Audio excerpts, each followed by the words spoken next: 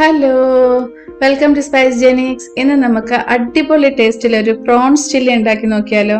റെസ്റ്റോറൻറ്റിൽ നിന്ന് കിട്ടുന്ന അതേ ടേസ്റ്റിൽ തന്നെ നല്ല സൂപ്പറായിട്ട് നമുക്ക് വീട്ടിൽ എങ്ങനെയാണ് ഉണ്ടാക്കുന്നതെന്ന് നോക്കാം. നല്ല ടേസ്റ്റാണ് കേട്ടോ ഇതിന്. ഇതിൻ്റെ ഇൻഗ്രീഡിയൻസും ഉണ്ടാക്കുന്ന മെത്തേഡും താഴെ ഡിസ്ക്രിപ്ഷൻ ബോക്സിൽ ഞാൻ കൊടുത്തിട്ടുണ്ട്.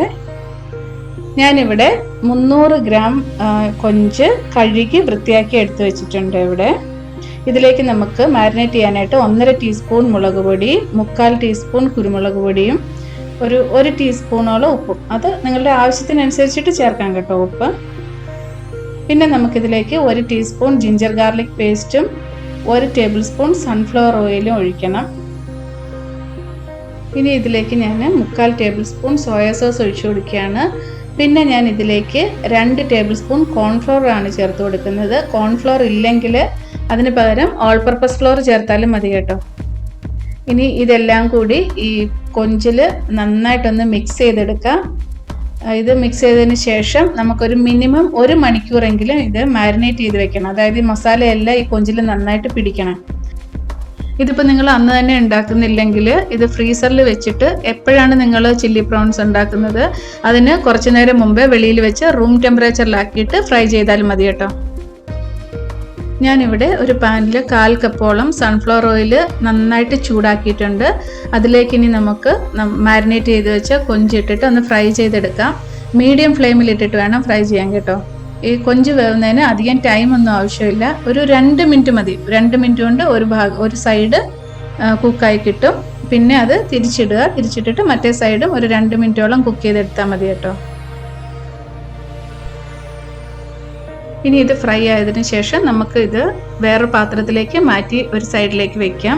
പിന്നെ നമ്മൾ ഈ ഫ്രൈ ചെയ്ത ഇത്ര എണ്ണ നമുക്കിത് ആവശ്യമില്ല. അതുകൊണ്ട് അതിൽ നിന്ന് കുറച്ച് മാറ്റിയിട്ട് ഒരു 2-3 ടേബിൾ സ്പൂൺ എണ്ണ മാത്രമേ ബാക്കി പ്രോസസ്സിന് നമ്മൾ യൂസ് ചെയ്യുന്നുള്ളൂ.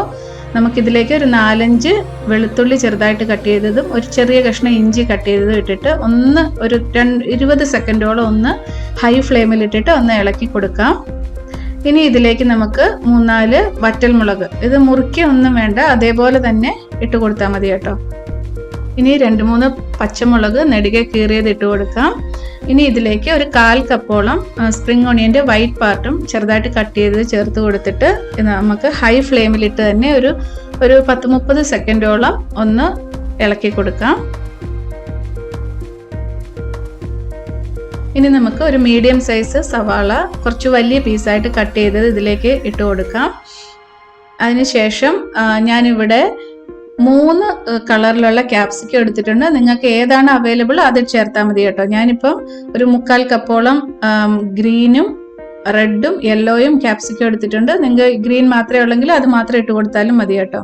ഇനി ഒരു 1 മിനിറ്റോളം നമുക്ക് ഹൈ ഫ്ലെയിമിൽ ഇട്ടിട്ട് നന്നായിട്ടൊന്ന് മിക്സ് ചെയ്ത് കൊടുക്കാം.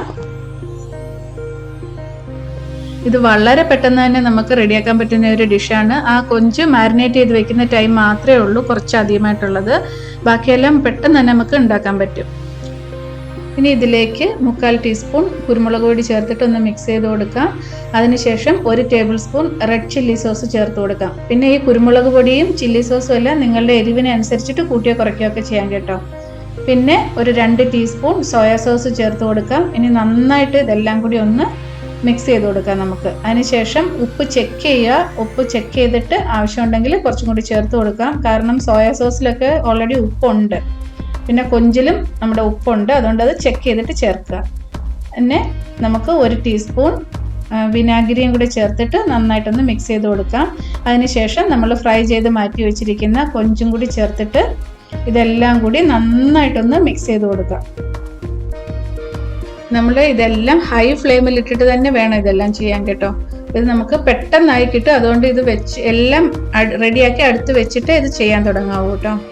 പിന്നെ നമുക്ക് 2 ടീസ്പൂൺ കോൺഫ്ലോർ 1/4 കപ്പ് വെള്ളത്തിൽ നന്നായിട്ടൊന്ന് കലക്കിയിട്ട് ഇതിലേക്ക് ഒഴിച്ചു കൊടുക്കാം. ഒഴിച്ചു കൊടുത്തിട്ട് ഇത് നന്നായിട്ട് ഒന്ന് മിക്സ് ചെയ്യാം. അതായത് കോൺഫ്ലോർ ഇത് ഈ കഷ്ണങ്ങളിലെല്ലാം നന്നായിട്ട് പിടിച്ചിട്ട് ഈ കോൺഫ്ലോർ ഒന്ന് ഡ്രൈ ആവുന്നത് വരെ നമുക്ക് ആ ഒരു വെള്ളം ഒഴിക്കുന്നതെല്ലാം ഡ്രൈ ആയി മാറുന്നത് കണ്ടില്ലേ, ആ ഒരു പരുവാകുമ്പോഴേ നമുക്ക് ഓഫ് ചെയ്യാം. അതായത് ഒരു 1 മിനിറ്റേ എടുക്കുള്ളൂ. ഈ കോൺഫ്ലോർ എല്ലാം ഈ മസാലയിലെല്ലാം നന്നായിട്ട് പിടിച്ചതിന് ശേഷം നമുക്ക് ലാസ്റ്റിൽ സ്പ്രിംഗ് ഓണിയൻ്റെ ഗ്രീൻ പാർട്ട് ചെറുതായിട്ട് കട്ട് ചെയ്തത് ചേർത്ത് കൊടുക്കണം. ഞാനതിവിടെ വീഡിയോ എടുക്കാൻ വിട്ടുപോയി. അതും കൂടി നിങ്ങൾ ചേർക്കണം കേട്ടോ. ഈ സ്പ്രിംഗ് ഓണിയൻ്റെ ഗ്രീൻ പാർട്ടും കൂടി ചേർത്തിട്ട് നന്നായിട്ട് മിക്സ് ചെയ്തതിന് ശേഷം നമുക്ക് ഫ്ലെയിം ഓഫ് ചെയ്യാം. ഇത് നമുക്ക് നൂഡിൽസ്, ഫ്രൈഡ് റൈസ്, ചപ്പാത്തി ഇതിൻ്റെ എല്ലാം കൂടെ കഴിക്കാൻ നല്ല ടേസ്റ്റി ആയിട്ടുള്ള ഒരു സൈഡ് ഡിഷാണ്. എല്ലാവരും ട്രൈ ചെയ്ത് നോക്കണേ.